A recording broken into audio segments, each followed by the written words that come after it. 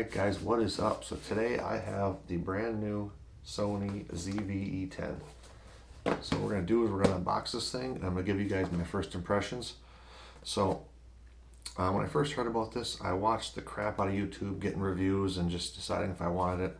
So I went ahead and pre-ordered it from B&H. This is with the kit lens, so I paid $7.99 for it.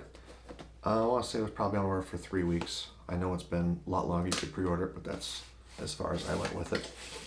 So let's open this thing up, see what we got. Okay, for starters, we have a pile of paperwork.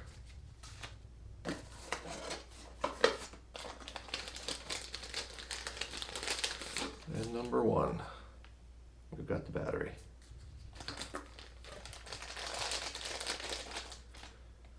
Next thing that we've got is the little the wind muff dead cat.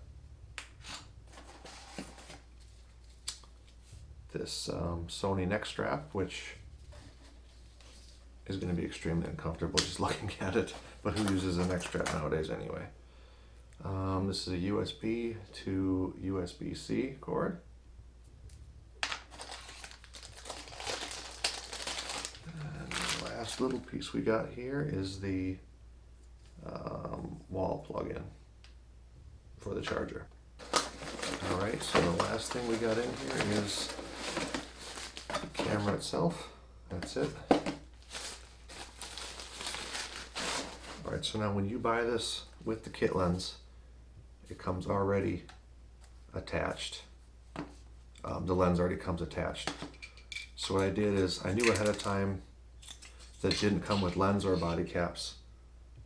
So I went ahead and ordered some, as well as the little piece that would go right into the hot shoe. I will have links for these down below. I was pretty sure the battery was going to be dead when I got it, so I went ahead and I ordered extra batteries and a battery charger, and these are all charged up, so I can actually plug this thing in and try it out. Alright, put my little pieces back in here, get that out of the way. Okay, so first impressions of it. It does feel fairly solid.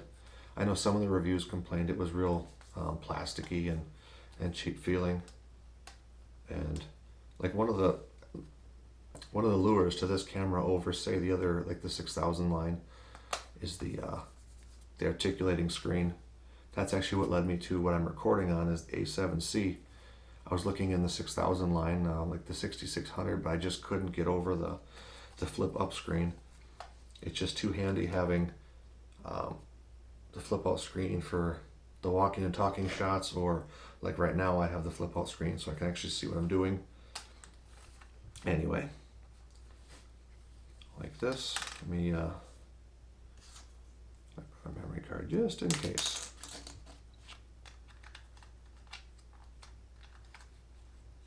So we will pop in a memory card, one of these batteries.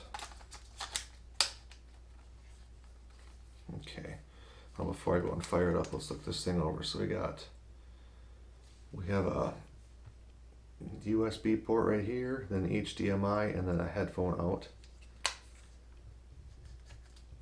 And where is it? Right here. And then you got right here is the port for the microphone.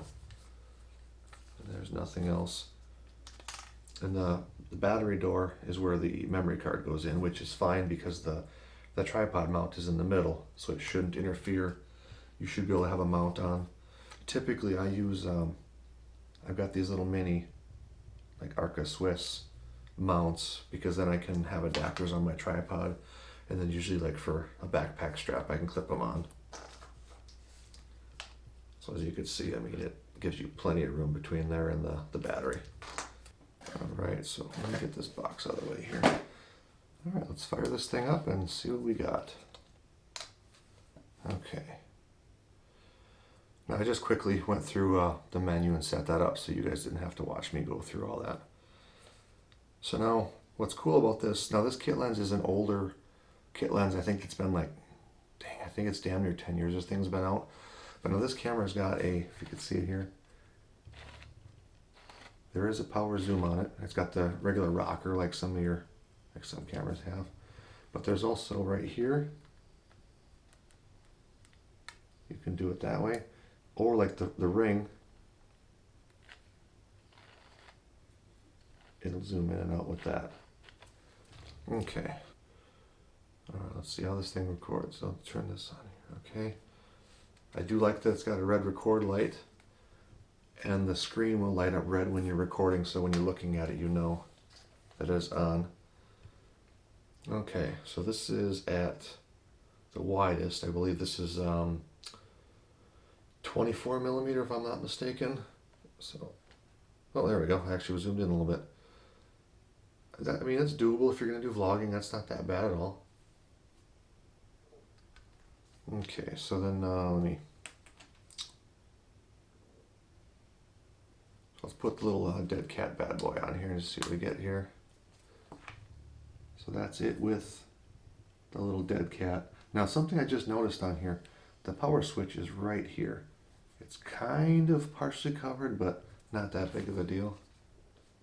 And if you look right here, let me tip it that way, the fuzz actually hangs down almost to where the mount is, so it could be something you've got to watch out for. If you're changing lenses with this on, it may interfere. But speaking of lenses, something that I do like about it, because it is E-mount, I've got my Tamron 20mm full frame glass.